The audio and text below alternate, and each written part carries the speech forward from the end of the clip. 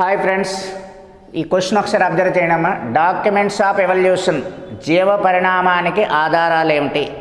First what is evolution అంటే, evolution is a slow and continuous process. అంటే మెల్లగా జరుగుతుంది, నిరంతరము కూడా జరుగుతుంది. సో ఎవల్యూషన్ మెల్లగా నిరంతరం జరుగుతుంది అని చెప్పడానికి ఏమైనా ఎవిడెన్సెస్ ఉన్నాయంటే మనకు 4 రకాల ఎవిడెన్సెస్ ఉన్నాయి. ఫస్ట్ ఫాజిల్స్, శిలాజాలు. రెండోది హోమోలాగస్ ఆర్గాన్స్, నిర్మాణసామ్య అంగాలు. మూడోది ఎనలాగస్ ఆర్గాన్స్, క్రియాసామ్య అంగాలు.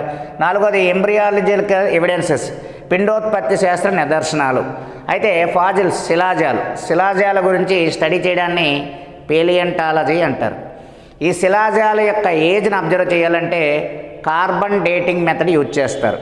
సో కార్బన్ డేటింగ్ మెథడ్ని మనకి C14 ఐసోటోప్ కూడా యూజ్ చేస్తారు.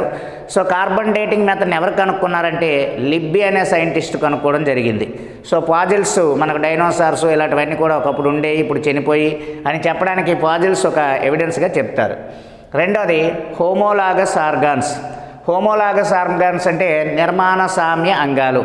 అంటే స్ట్రక్చర్ అనేది సిమిలర్గా ఉంటుంది, నిర్మాణము ఒకేలా ఉండి ఫంక్షన్ ఈజ్ డిఫరెంట్. ఫంక్షన్ అంటే దాని యొక్క చేసే పనులు వేరువేరుగా ఉంటాయి. ఫర్ ఎగ్జాంపుల్ హ్యూమన్ ఫింగర్స్, మానవుని యొక్క చెయ్యిలో ఉండే ఫింగర్స్ ఒకే స్ట్రక్చర్ని కలిగి ఉంటుంది. అలాగే బ్లూ వేల్ ఉంది, నీలి తిమింగంలో వింగ్స్ ఉంటాయి, అది కూడా అదే స్ట్రక్చర్ని కలిగి ఉంటుంది.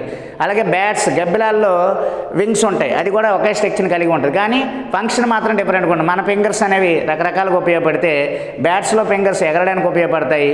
అలాగే బ్లూ వేల్స్లో ఉండే వింగ్స్, పిన్స్ అనేవి, వాజాలు అనేవి ఏదడానికి ఉపయోగపడుతూ ఉంటాయి.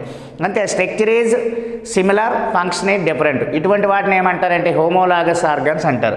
నెక్స్ట్ ఎనలాగస్ ఆర్గాన్స్ అంటే దీనికి ఆపోజిట్ ఉంటాయి. ఎనలాగస్ ఆర్గాన్స్ అంటే క్రియాసామ్య అంగాలు. అంటే ఇక్కడ structure is different, function is similar.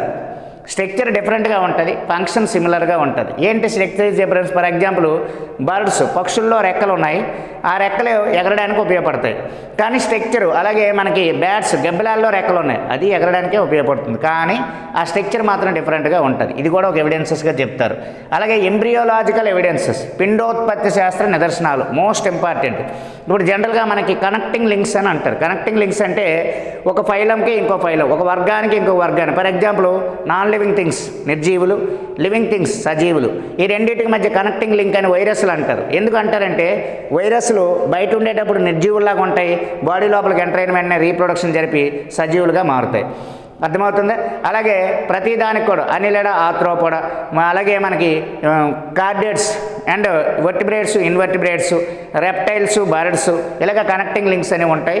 ఈ కనెక్టింగ్ లింక్స్ ద్వారా, ఈ ఎవిడెన్సెస్ ద్వారా మనకి ఎవల్యూషన్ మరింత బలాన్ని ఇస్తుంది. ఈ ఎవల్యూషన్ మీద రాసిన ఫేమస్ బుక్ ఏంటో, ఫాదర్ ఆఫ్ ఎవల్యూషన్ ఎవరిని అంటారో మీరు కామెంట్స్ రూపంలో తెలియజేయండి ఫ్రెండ్స్. Thank you.